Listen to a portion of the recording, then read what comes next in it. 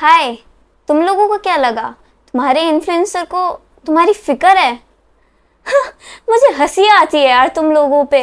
अगर आपके इन्फ्लुएंसर आपको गैम्बलिंग ऐप बेच रहे हैं या फिर आपके इमोशंस का इस्तेमाल करके आपको अपने प्रोडक्ट को बेचने की कोशिश कर रहे हैं, तो आपके इन्फ्लुएंसर को आपकी कोई परवाह नहीं है। अगर आप सोचते हैं कि जो आप सोच रहे हैं वो आपके कंट्रोल में है, तो ये बिल्कुल गलत है। क्या होगा अगर मैं आपको बताऊं कि आपकी सोच का कंट्रोलर आपके फेवरेट पॉलिटिशियन, इन्फ्लुएंसर और जिसे आप देखते हैं उनके हाथ में है। इंडिया में ऑन एन एवरेज 50 से 60 बार हम सारे सोशल मीडिया को मिला करके खोलते हैं और 33 मिनट तो सिर्फ इंस्टाग्राम पर ही बिताते हैं। सारे सोशल मीडिया एप्स को मिला करके हम 2 से 3 घंटे सिर्फ और सिर्फ सोशल मीडिया पे बिताते हैं। नाउ अब आप बताइए, आपके सोचने का तरीका कौन डिसाइड कर रहा है, आप खुद या आपके इन्फ्लुएंसर्स? चीज, प्रोडक्ट, व्यक्ति आपको एक टाइम पे अच्छा लगता था, वो सडनली से आपको बुरा लगने लग गया। Vice versa, there is no one to help you. According to a study ये प्रूव किया गया है, अगर सेम चीज को रिपीट मोड पे अलग अलग फैक्ट और प्रूफ के साथ सामने रखा जाए, चाहे वो गलत ही क्यों ना हो, उसको हम सच मानने लगते हैं। जी हाँ, एक सर्टेन टाइम आने के बाद हम उस चीज को सच मानने लगते हैं। स्टडी के अकॉर्डिंग 8 लोगों का 2 ग्रुप बनाया गया। उनमें से पहला ग्रुप वेजिटेरियन था और दूसरा group non vegetarian. And experiment कुछ ऐसा था कि जितने भी नॉन वेज हैं उनके सामने अगले 7 दिनों तक नॉन वेज की बुराई और उससे क्या क्या प्रॉब्लम हो सकती है ये बताया गया। और अगले 14 दिनों तक उनके सामने ये बात रखी गई कि कैसे नॉन वेज से ज्यादा वेजिटेरियन खाना अच्छा है बॉडी और मन के लिए। रिसर्चर्स अपनी बातों को प्रूव करने के लिए साइंटिफिक एंड स्पिरिचुअलिटी का इस्तेमाल कर रहे थे और जस्ट इसका अपोजिट वेजिटेरियन के 8 लोगों के ग्रुप के साथ हो रहा था। उन्हें ये बताया गया कि वेजिटेरियन से ज्यादा अच्छा नॉन वेजिटेरियन है, ये आपके मन के लिए और बॉडी के लिए काफी अच्छा है। फिर एक्सपेरिमेंट के बाद पता चलता है कि दोनों ग्रुप के पॉइंट ऑफ व्यू एकदम चेंज हो गए।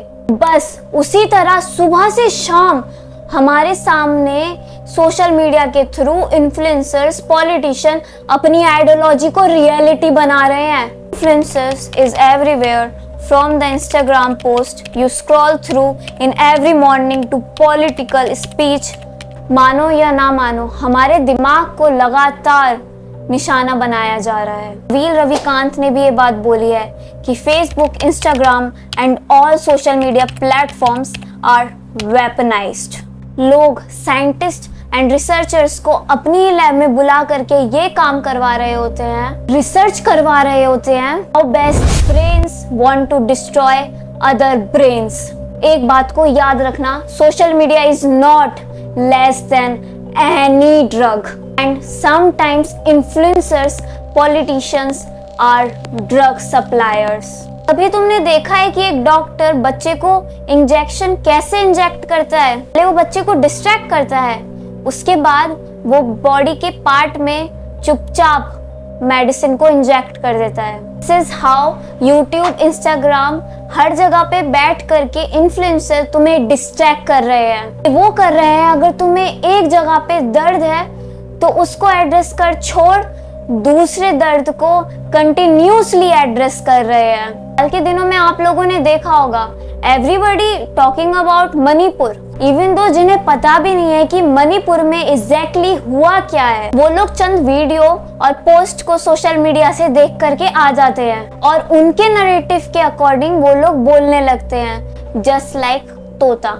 कि तुम्हारे फीड और दिमाग दोनों में सिर्फ एक प्रॉब्लम को पॉइंट आउट करके दिखाया जा रहा है, क्योंकि ये एक एजेंडा है। एक बार आप खुद दिमाग से सोचो कि क्या आप इस प्रॉब्लम के बारे में जानना चाहते थे या फिर आपको सचमुच में जनवाया गया है। हर जगह, हर कमेंट में एक ही बात, लोग आपको फोमो फील करवा रहे हैं। जिस प्रॉब्लम से आपको लेना देना भी नहीं है, उस प्रॉब्लम को एड्रेस करवाया जा रहा है because of their own profit.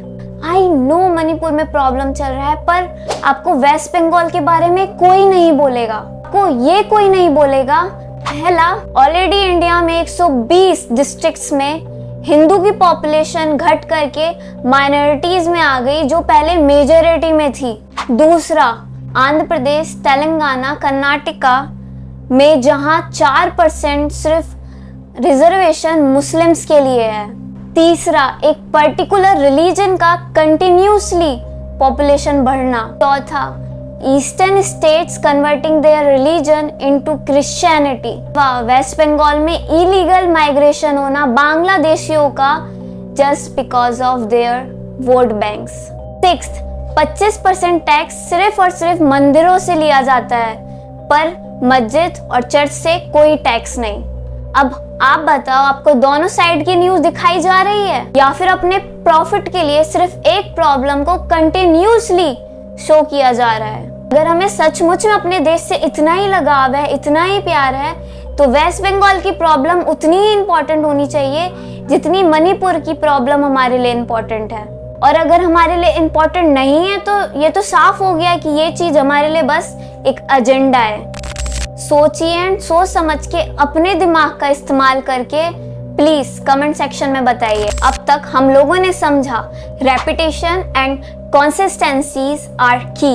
लगातार एक ही मैसेज को डिलीवर कर करके इन्फ्लुएंसर्स आपके दिमाग से चिपक जाते हैं। Scarcity, FOMO, fear of missing out, sense of urgency को फील करवाते हैं। हम लोगों को एक चीज याद रखनी है कि हमें अपनी फ्री थिंकिंग को उन लोगों से बचा के रखना है। किसी भी चीज पे बिलीव करने से पहले, अपनी आंख बंद करके उस चीज पे विश्वास करने से पहले एक बार अपना दिमाग का इस्तेमाल करके रिसर्च करें और उसको रीचेक करें। पहला, critical thinking cut to visuals of people questioning information and analysing data.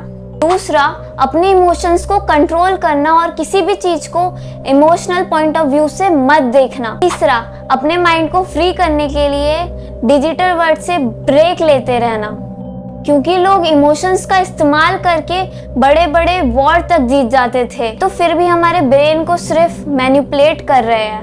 वो लोग अपना काम कर रहे हैं और हमें अपने दिमाग का इस्तेमाल करना है। तो I have a humble request, keep your mind safe from influencers and politicians. So do comments and share your free thoughts. बाकी thank you for watching this video. हम मिलते हैं नेक्स्ट वीडियो में। तब तक के लिए बाय, एडियोस, चाओ, राम राम।